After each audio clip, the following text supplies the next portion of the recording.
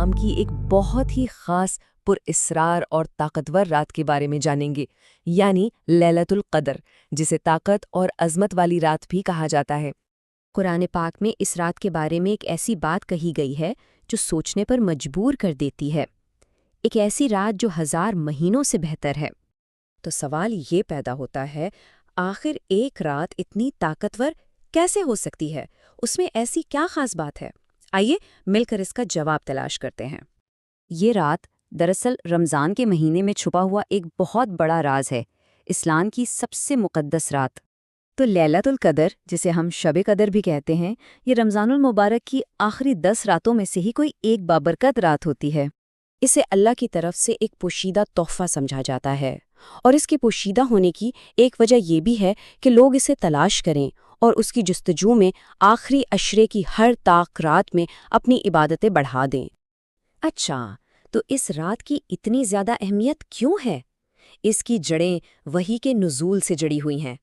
اس کی عظمت کی سب سے بڑی وجہ یہی ہے کہ اسی مبارک رات میں قرآن پاک پہلی بار پیغمبر اسلام حضرت محمد صلی اللہ علیہ وسلم پر نازل ہونا شروع ہوا تھا۔ چلیں اب ذرا اس گہری بات کو سمجھتے ہیں کہ آخر یہ رات 1000 مہینوں سے بہتر کیوں ہے، اس کا مطلب کیا ہے؟ 1000 یہ نمبر اس رات کی اصل قدر کو سمجھنے کے لیے بہت اہم ہے۔ اس کا موازنہ کچھ اس طرح ہے، ایک طرف ہے یہ ایک مبارک رات، اور دوسری طرف ذرا سوچئے 83 سال سے بھی زیادہ کی عبادت۔ جی ہاں، مطلب یہ ایک ایسی رات ہے جہاں نیکی اور عبادت کا ثواب اتنا بڑھا دیا جاتا ہے کہ وہ ایک انسان کی پوری زندگی کی عبادت سے بھی کہیں زیادہ ہو جاتا ہے۔ اب بات کرتے ہیں اس رات کے خاص روحانی ماحول کی، کہ اس رات ہوتا کیا ہے۔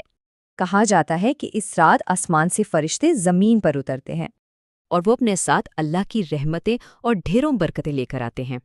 یہ ایک گہرے سکون کی رات ہوتی ہے، ایک ایسا اطمینان جو فجر ہونے تک سارے کائنات پر چھایا رہتا ہے۔ تو پھر اہل ایمان اس مقدس رات کے ساتھ اپنا تعلق کیسے بناتے ہیں؟ اس رات کا منظر کچھ یوں ہوتا ہے، مسجدیں پرسکون ہوتی ہیں اور وہاں عبادت کرنے والے سچے دل سے دعائیں مانگ رہے ہوتے ہیں۔ اس رات میں عبادت کے کئی طریقے ہیں، لوگ خلوص دل سے دعا کرتے ہیں، قرآن کی تلاوت کی جاتی ہے، خیرات کی جاتی ہے، اپنے گناہوں کی معافی مانگی جاتی ہے اور اللہ کا ذکر کیا جاتا ہے۔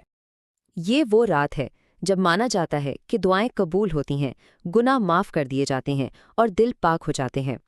تو آخر میں ہم کہہ سکتے ہیں کہ لیلۃ القدر ایک پوشیدہ تحفہ ہے جو بس تلاش کیے جانے کا منتظر ہے۔